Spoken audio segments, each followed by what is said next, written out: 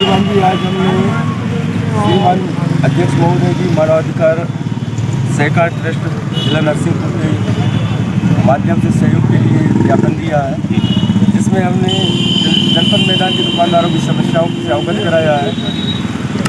जनपद मैदान के फुटपाथी दुकानदार अस्थायी ठेले रखकर हम छोटी पूंजी के व्यवसाय से परिवार का भरण पोषण करते आ रहे हैं। आय का इनके पास अन्य कोई स्रोत नहीं है।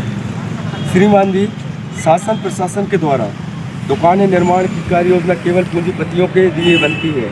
हम छोटे दुकानदारों को व्यवस्थित करने के लिए छोटी गुमटी की कार्य योजना नहीं बनाई जाती।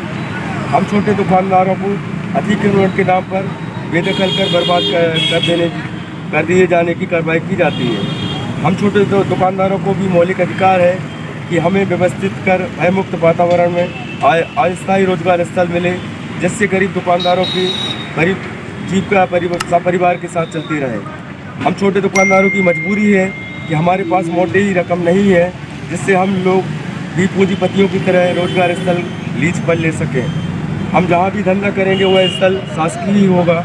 2019 में पुनर्वास कार्य योजना का लाभ दिए जाने कार्यालय जिला पंचायत नरसिंहपुर के द्वारा लिखित आश्वासन दिया गया। उसके बाद भी कार्य योजना तैयार नहीं की गई और हम दुकानदारों को बलपूर्वक हटाए जाने की कार्रवाई की जा रही है। आज जेसीबी मशीन द्वारा दुकानें तोड़ी गई, जिससे निम्नलिखित लोगों को प्रभावित हुए हैं: गजेंद्र गढ़ीवाल, शमशेर खान, दीप दुबे, विनीत नेवा एवं अन्य कुछ दुकानदार हैं जो यहाँ पर उपस्थित नहीं है, लेकिन उनकी दुकानें भी कोई क्षति पहुँचाई गई है जेसीबी मशीन के द्वारा। तो हम मानव अधिकार आयोग के माध्यम से अपनी पीड़ा रख रहे हैं, जिससे हम लोगों को न्याय मिल सके।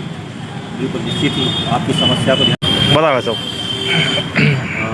फुटपाथी व्यावसायिक दुकान संघ जिला नरसिंहपुर के द्वारा मानवाधिकार सहकार ट्रस्ट को जिला नरसिंहपुर को ये पत्र प्राप्त हुआ है, जिसमें जनपद मैदान में अस्थायी ठेलों को तोड़कर उठाए जाने की कार्रवाई पर रोक लगाने व दुकानदारों को व्यवस्थित रोजगार स्थल दिलाने जाने की कार्रवाई न्याय संगत कराए जाने बाबत। तो अभी जैसा कि चाचा जी ने बताया है कि ये सभी हमारे पास दुकानदार खड़े हुए हैं और यही जो ठेले टपरे आपको दिख रहे हैं, इसी के माध्यम से इनका परिवार चल रहा है।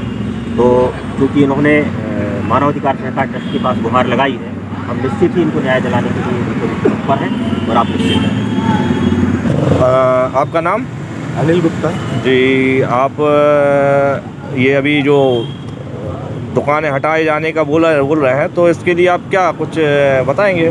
क्या हम लोगों को आगामी 2005 से हम लोग संघर्ष कर रहे हैं और इसमें हमने विभाग के स्तर पे सभी जिम्मेदार अधिकारियों को ज्ञापन दिए, अपनी समस्याओं से अवगत कराया।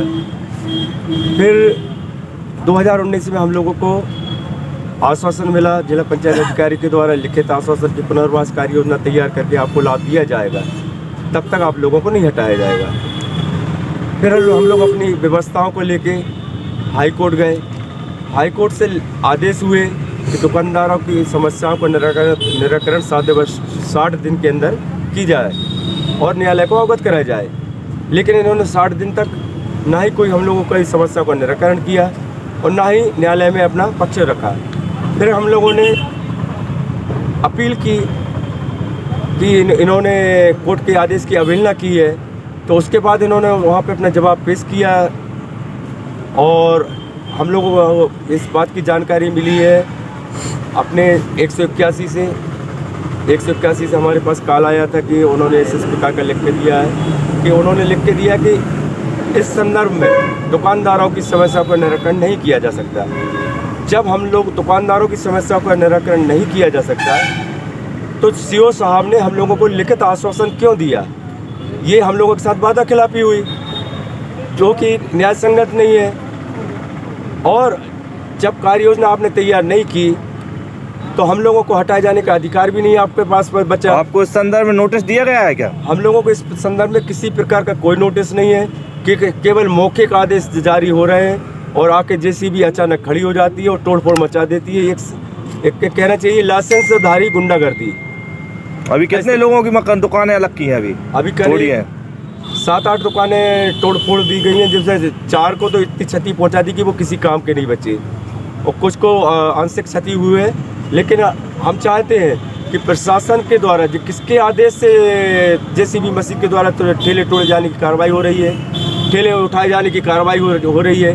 हम दुकानदारों को उस बात से अवगत भी तो कराएं कि किसके आदेश से ये कार्रवाई हो रही है, कि हम ठेले वालों की जन सुनवाई भी नहीं हो रही है, पीड़ा भी नहीं देखी जा रही कि इनके बाल बच्चे कैसे पढ़ेंगे, इनके घर का खर्च कैसे चलेगा। लॉकडाउन से पहले ही 2 साल से परेशान है, विभिन्न प्रकार के कर्जों से दबे हुए हैं, इनके ऊपर अनेकों प्रकार की समस्या अब है। आप क्या चाहते हैं प्रशासन से?